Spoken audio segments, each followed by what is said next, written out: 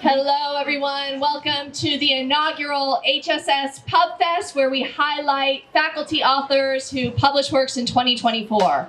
I am here with Emily Lee, who authored the book A Phenomenology of Women of Color, Merleau-Ponty, and Identity and Difference. Welcome, Emily.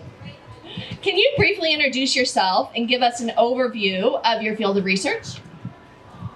Emily Lee. I'm in the philosophy department. I specialize in philosophy of race, feminist philosophy, and phenomenology, especially the work of Maurice Merleau-Ponty.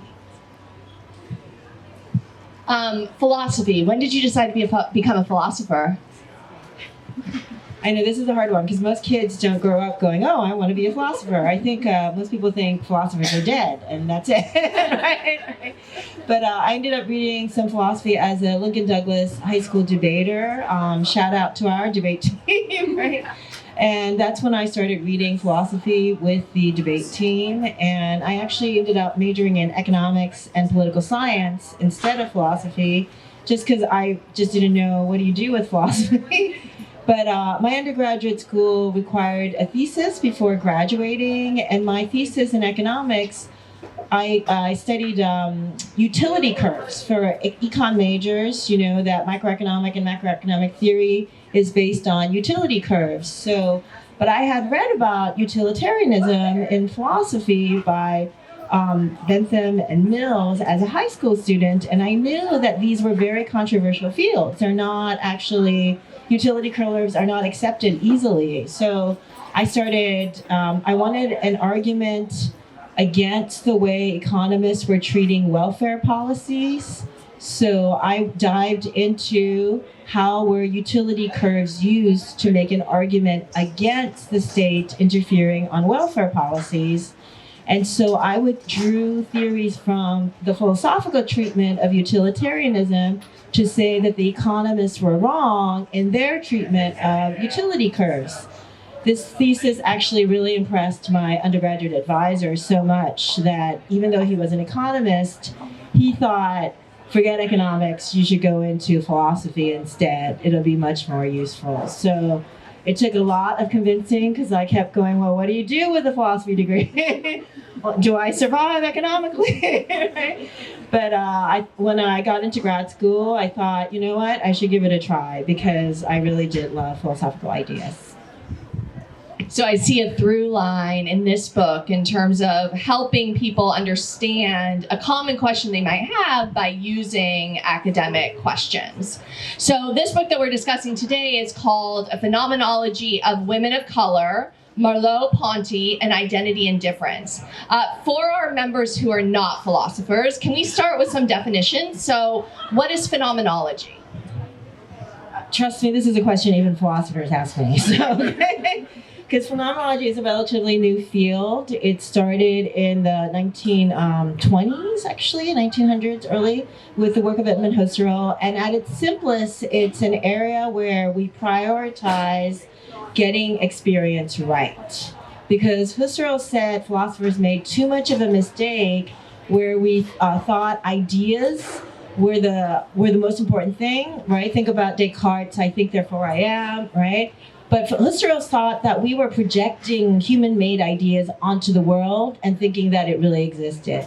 And then Husserl thought we made the other mistake of the empiricists, people like Hume or the early philosophers of science, who presumed that if we just see the world, we're actually know all about it, right? So Husserl thought these were two different mistakes, both by projecting ideas from human-made and by presuming nature reveals itself totally by us just looking at them, right? Anyone who does physics now knows this is not true, right? In this sort of regard, Husserl thought that no, we need to start all over again and get our experiences right, and that everything in the world are actually combinations of idea and material thing, subject, object, bipolarity. I don't know if that was... Yeah, and this really resonates for me. I'm a historian, right? So I've often found a lot of philosophy impenetrable because it feels so disconnected from events on the ground. So this this method, your method really worked for me and helped me connect to history. The other term in your title that I'd love you to say more about is identity indifference. This is a concept that I actually brought out a lot more. It was only suggested by Merleau-Ponty. But at its heart, there's a long-standing philosophical debate about, do all things in the world reduce to one thing, monism, or do all things in the world reduce to two things, dualism, right? So this is a standard metaphysical question. And usually the divisions is between essence and accidents, or static permanence and change. So if you believe that there are two things in the world, the problem then is, how do these two completely different things get to recognize each other or see each other at all, right? So identity in Hegel is the one who said, okay, then if there are two things, the way that they recognize each other is that they actually move back and forth from each other. And so that's when some sort of a relation between identity and difference was sort of suggested. Merleau-Ponty said there might be a way in which this actually happens more immediately, not just in movement. So that's the theory that I explore a lot more in this, especially to think about an identity group as diverse as women of color, but also that there is something that holds all of us together. Right? So let's start getting into the book itself. Can you start by telling us what motivated you to write this book? So I was reading Merleau-Ponty's book, Phenomenology of Perception, along with Patricia Williams' critical legal theorist's book, Alchemy of Race and Rights. And Williams kept talking about having these experiences as a Black woman that she and everybody else in the society were reading in completely different ways. And I thought Merleau-Ponty, who prioritized experience, would give us some insight into why is it that Williams was having these completely different understandings of the same event. I have to say that I grew up feeling like this with two brothers. Like, we would have the same experience, but then take away from it completely different understandings. Like, no, mom loves you more, mom loves me more, right? And this sort of, so I guess I really wanted to understand how is it that we can share an experience, but have a completely different understanding from it. And as a researcher, what were some of the decisions you made in approaching this question? Like, what were your methods? I think that for philosophers, and I had this question asked to me by one of our professors in the art department. She's like, what do you do exactly to figure out something? Right? And I think I didn't realize that was a question to think about. Because for us, I think philosophers don't have a lab we go into to do this sort of experiment. So we end up just reading a lot of books. We read a lot of books in philosophy. And then for me, I had to read a lot of secondary sources in Merleau-Ponty. And then, though, I think I also had to read a lot of books in feminist philosophy. And then because feminist philosophy did the most work with Merleau-Ponty. And then I had to read a lot of books on philosophy of race as well, actually. So our methodology is quite scattered in the beginning, and this is why I was trying to explain to my daughter why I'm kind of scatterbrained. Like, sometimes I won't remember like very easy things because I've got so many ideas just running through my head, right? So, but I think you wanted me to answer specifically why did I focus on women of color, right? Yeah, that's it. Yeah, I think that was. I did kind of want to challenge that most philosophers and I think a lot of scientists try to find the smallest, the essential, the core, the foundation first. This is a very reductive method, but I think so many of us are attached to that method, thinking that if we find the one core idea, then we could add different things on it, right? I think my book had already shown me that method doesn't always work, right? So, because we are always debating about what is the essence, what is the core. So I thought I'd approach this a different way, and I'd go from the most complicated experience or subjectivity, women of color who has both race and sex, and then try to figure out what are the common things that tie us together. So hence the focus this way. Yeah, and I'd love you to say more about that. You know, throughout your book, you're addressing this tension between the individual and group identities. Can you say more about what you find about that tension, what you argue about that? So I think that this question can best be answered in terms of the experiences of women of color, right? On the one hand, we want to say that there is something common about them, but what we're finding out is that even if women of color undergo the same experience, they actually may walk away from it with very different understandings of that experience, right? So on the one hand, their identity is attributed to them because of the society we live in. So we're never outside our group identity, and yet there are individual experiences from that group identity where each woman of color still take away something a little bit different from each one of them, right? So what I've noticed, especially in my research, I realized I located 3 distances at the heart of experience and why experience can't be essentialized.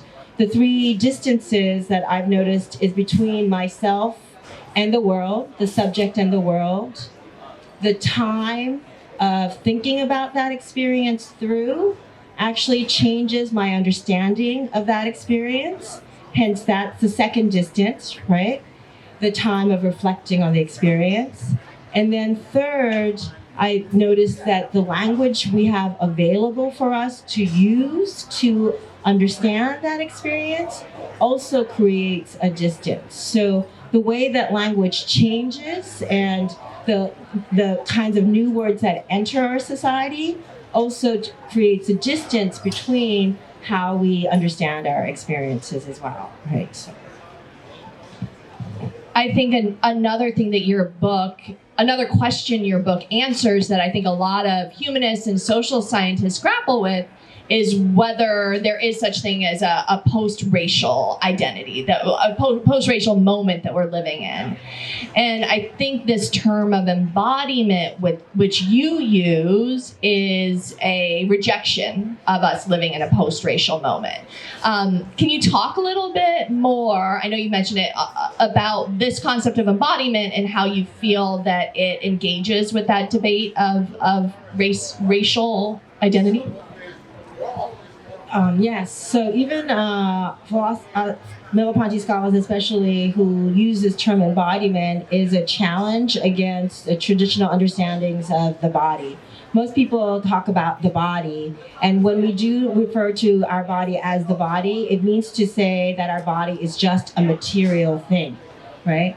And at this moment, philosophers and neuroscientists have actually abandoned thinking about the body as just a material thing, and also thinking that our brains can just think on its own, right? Descartes' famous, I think, therefore I am, presumes that there's a brain in a vat that can function completely separately from the body.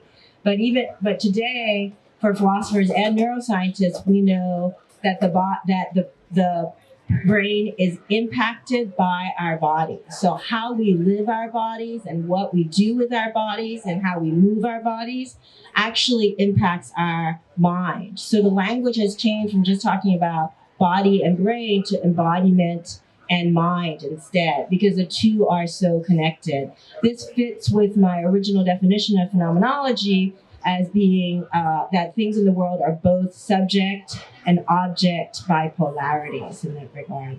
So this is where we are in philosophy now, that we're not just bodies, we're not just brains in a vat, that we're instead embodied beings with minds, then I thought, okay, if our body makes a difference to how our mind functions or thinks or can think, then what do all the differences of our embodiment do to our minds, right? That's the question that I guess I wanted to further explore. What most surprised you during your research and writing process? Anything that you didn't expect to find?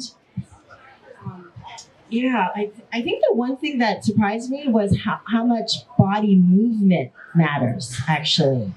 So I didn't think that movement and body movement would be the thing that influences not only our mind, but I think I ultimately ended up reading Merleau-Ponty to suggest that our body movement impacts the quality of the space and the time we live in. So this is following work from Henri Bergson, who centered that even our experience of time actually begins and starts and ends with us and how we experience time, right?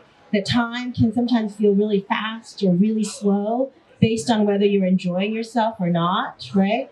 In this regard, Merleau-Ponty realized that our bodies and how we move our bodies impacts the quality of the time and space that we live in, right? And so, so for me, this focus on body movement really was surprising to me, because I think it implies that how we move our bodies actually impacts our relationships with each other too, right? Like our body can signal to someone else how comfortable one can feel in front of me, right? Our body can signal to someone else how welcoming you are or how unwelcoming we are as well. So this I was surprised about. Is there anything that your peers will find controversial about this work? And here you can answer this either from your philosophy peers or the general public. I think that I think the one idea that remains controversial in philosophy of race is the idea that race meaning is not going to go away. I think it is going to stay a meaning structure in our society. That is not to say it's going to have the same meaning throughout time. I think, if anything, it's been really difficult to talk about race precisely because the meanings change through time. But even as the meanings change through time, I think the concept of race and the concept of sex is going to forever exist in our society. And this one, I think most people hate. They don't like it. They would really like it if we could move past it. But so I think that remains the most controversial. Yeah. Has writing this book changed personally how you approach things, how you live, how you think about things? Yes, thank you for this question. I always want to make sure philosophy is real, and it isn't just about ideas. So I will tell you the one thing takeaway from this that I'm trying to personally thrive is not to just make friends with people who are like me. I think in order to really try to understand each other and to come to know each other, I think we do need to form friendships with people who actually, they grate on me sometimes. I'm like, what are you doing? Right? But I think this is the only way I think these moments of uncomfortableness and getting to know people who I'm not familiar with, I think this is the only way we have to actually build some sense of heterogeneous commonality to try to understand who is other, right? And especially people, I think we have a tendency of not trying to lean into people who rub us a slightly different way. And I that is the one lesson I learned, is that, okay, even when they make me feel uncomfortable, that's probably a learning moment for me. And I'm lucky that they're even still willing to try to get to know me when I'm probably making them uncomfortable too. I think that was my big lesson from this. And Dr. Lee, final question. What's next for you? Where's your mind taking you next?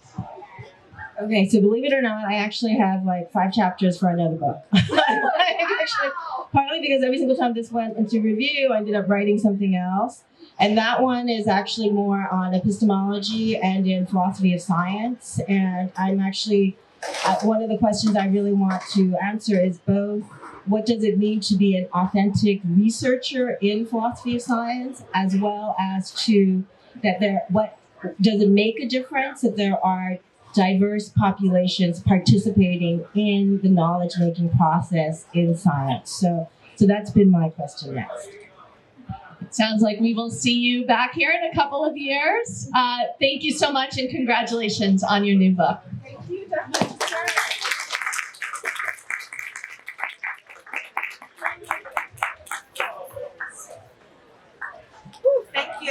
sitting through that.